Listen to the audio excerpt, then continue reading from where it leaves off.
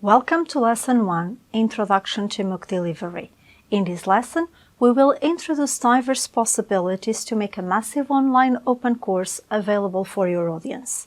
In other words, we will focus on MOOC delivery options, on their potential and differences. We will start by shortly framing what's implied in delivering a MOOC. Second, we'll define what MOOC providers are. And third, distinguish these from other online platforms that also host MOOCs. Of course, spotlighting their most relevant features and purposes that you must consider when choosing the online environment to make your MOOC available. So, by the end of Lesson 1, it is expected that you understand the central facets implied in MOOC delivery, that you can identify different possibilities to deliver massive online open courses, and third, that you will be able to recognize their potential and features. Additionally, you should understand the difference between using a MOOC provider and other platforms to deliver MOOCs, so that, of course, you can choose the best option to fit your teaching purposes. So, what is MOOC delivery and what does it imply? Simply put, delivering a MOOC consists in making a massive online open course available to be attended by the interested individuals. This implies, first, having defined and structured the content in a coherent set of lessons, including learning material, practice and assessment activities, and resources for the participants to explore further. Then, you need to decide on the type of MOOC you intend to deliver based on diverse facets. What is the purpose of your course? Is it aimed at assessing the participants' performance, offering a certificate, or certification will not be provided? In which educational context do you want the course to be available? In an academic or in a non-academic? In case it is academic, will it provide college credits or an entire degree?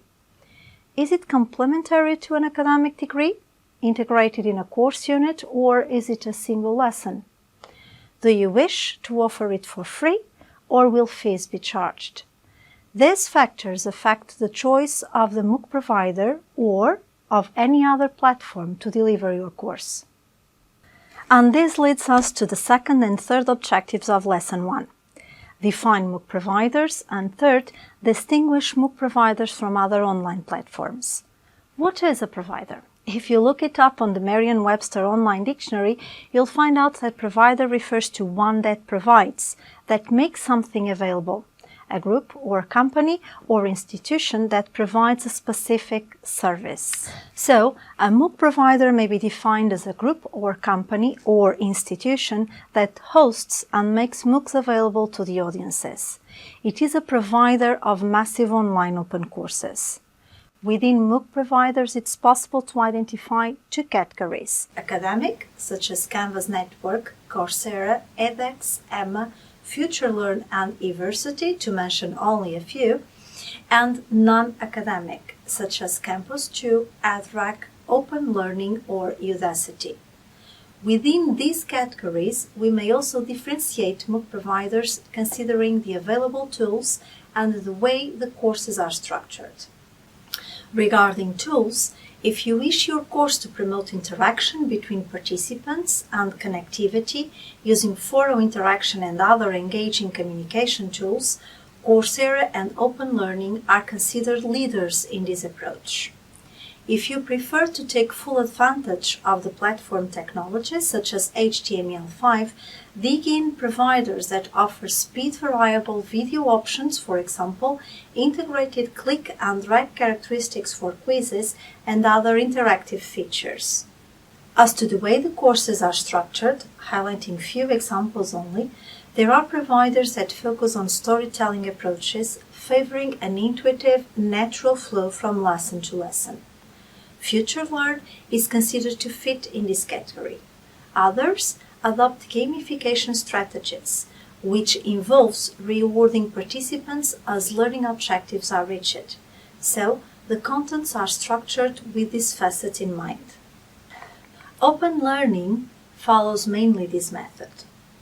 Other providers establish connectivity and communication as the content-based structure of the MOOCs they offer.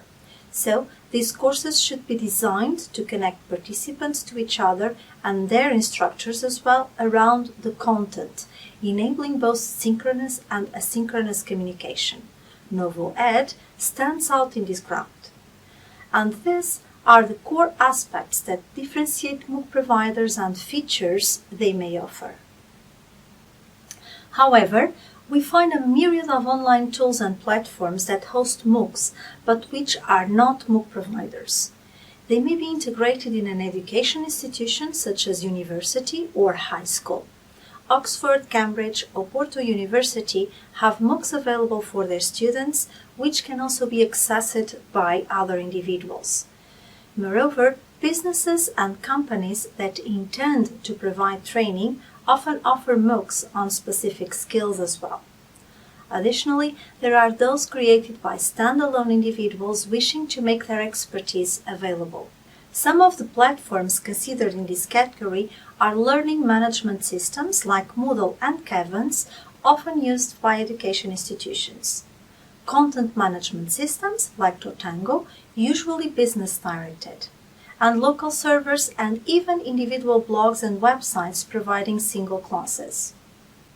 In short, there are over 120 MOOC providers and platforms worldwide, from multi-university networks serving up thousands of courses to business or bloggers offering single classes.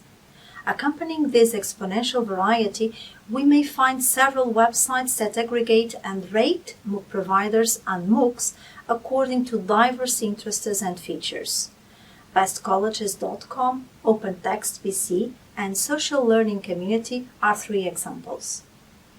Cross-exploring these contents together with your interests will assist you in choosing the best option to fit your teaching purposes. Explore them.